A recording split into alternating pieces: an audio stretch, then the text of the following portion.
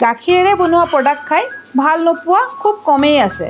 নমস্কাৰ, মই কবিতাই লৈ আহিছোঁ আপোনালোকৰ মাজলৈ এটি গাখীৰৰ সৰেৰে বনোৱা খুব লোভনীয় খাদ্য। এয়া মই ঘৰত খাবলৈ অনা গাখীৰৰ সৰ সদায় উঠাই ৰাখি থৈ দিছিলোঁ। প্ৰায় এসপ্তাহ ধৰি এই সৰখিনি মই ফ্ৰিজত ৰাখি থৈ দিছিলোঁ।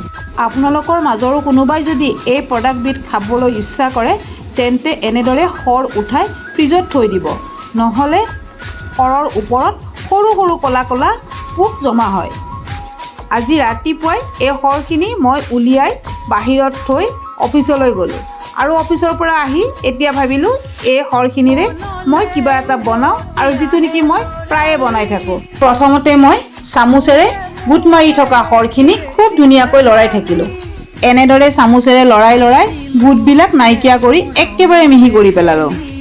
গেছটো হাই ফ্লেমত দি কেৰাহীখন পাতি দিলোঁ। কেৰাহী গৰম হোৱাৰ পিছত লাহেকৈ গেছটো ল' ফ্লেম কৰি ল'লোঁ। এতিয়া মই কেৰাহীত এসপ্তাহে জমা কৰি থোৱা গাখীৰৰ সৰখিনি ঢালি দিলোঁ। লাহে লাহে লৰাই থাকিলোঁ। কিছু সময় লৰায়ে থাকিলোঁ, নহ'লে কেৰাহীখনত এই গাখীৰৰ সৰ লাগি ধৰিব। এনেদৰে লৰাই থাকোঁতে কালাৰটো চাবচোন কিমান ধুনীয়া কালাৰ এটা আহিব। এনেদৰে লৰাই থাকোঁতে দেখিলোঁ গাখীৰৰ সৰত যিখিনি পানী আছিল সেইখিনি একেবাৰে নাইকিয়া হ'ল আৰু অকণ হালধীয়া তেলৰ নিচিনা ওলাই আছে। খুব ভালদৰে লৰাই থাকিলোঁ। গাখীৰৰ সৰৰ পৰা মই এইবিধ কি বনাই আছোঁ আপোনালোকে চাগে গম পাইছে। গাখীৰৰ সৰৰ পৰা প্ৰস্তুত কৰা এই খাদ্যবিধ আমাৰ ঘৰত সকলোৰে প্ৰিয়। মোৰ ল'ৰাই যে আৰু বেছি ভাল পায়। গাখীৰৰ সৰৰ এফালে তেল ওলাইছে আৰু আনফালে এনেকৈ গোটবোৰ তলত পৰিছে। এই তলত পৰা অৱশিষ্টখিনি খাবলৈ বিৰাটেই সোৱাদ হয়। এতিয়াও কিন্তু হোৱাগৈ নাই আৰু কিছু সময় লৰাই থাকিব লাগিব। এনেদৰে লৰাই এফালে তেল ওলাইছে আৰু আনফালে এনেদৰে গোটা ৰৈ আছে। এই গোটা অংশটোক আমি লকৰি বুলি কওঁ। আপোনালোকে কিবা বেলেগ নামেৰে যদি জানে তেন্তে মোক কমেণ্ট কৰি জনাব দেই। গাখীৰৰ সৰ যদি ঘৰুৱা হ'লহেঁতেন, ঘৰুৱা গৰু গাখীৰ হ'লহেঁতেন তেতিয়াহ'লেতো ক'বই নালাগে তাৰ টেষ্টটো কেনেকুৱা হয়।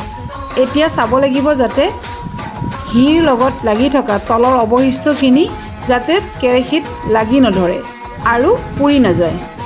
এতিয়া এই খাদ্যবিধ প্ৰস্তুত হৈ গ'ল। এতিয়া মই কেৰাহীৰ পৰা এটা বাতিলৈ এইখিনি ট্ৰেন্সফাৰ কৰি দিলোঁ। ৰ'ব এতিয়া কিহেৰে খাব পাৰি সেইটো মই আপোনালোকক জনাওঁ। এয়া আমি ভাতেৰে নহ'লে ৰুটিৰে খাওঁ আৰু নহ'লে লাও গছৰ আগলি পাতেৰে ভাজি খাবও পাৰে। আপোনালোকৰ মাজৰ কোনোবাই যদি এয়া খাইছে তেতিয়াহ'লে তাৰ সোৱাদটো ভালদৰে জানে। যিসকলে এতিয়ালৈ খোৱা নাই এবাৰ খাই চাব, কিন্তু কমেণ্ট কৰি জনাবলৈ নাপাহৰিব। সৰুতে আইতাই কৈছিলে এই লকৰি খালে হেনো বিয়াত বৰষুণ হয়। বিয়াত বৰষুণ হোৱাৰ ভয়তে আকৌ মই সৰুতে একেবাৰে নাখাইছিলোঁ। এই ভিডিঅ'টো চাই আপোনালোকে কেনেকুৱা পালে? যদি ভাল পাইছে তেন্তে মোৰ ভিডিঅ'টো এবাৰ শ্বেয়াৰ কৰি দিব আৰু মোৰ পেজটো কিন্তু একদম ফ'ল' কৰিবই দেই। Thank you, bye bye, good night.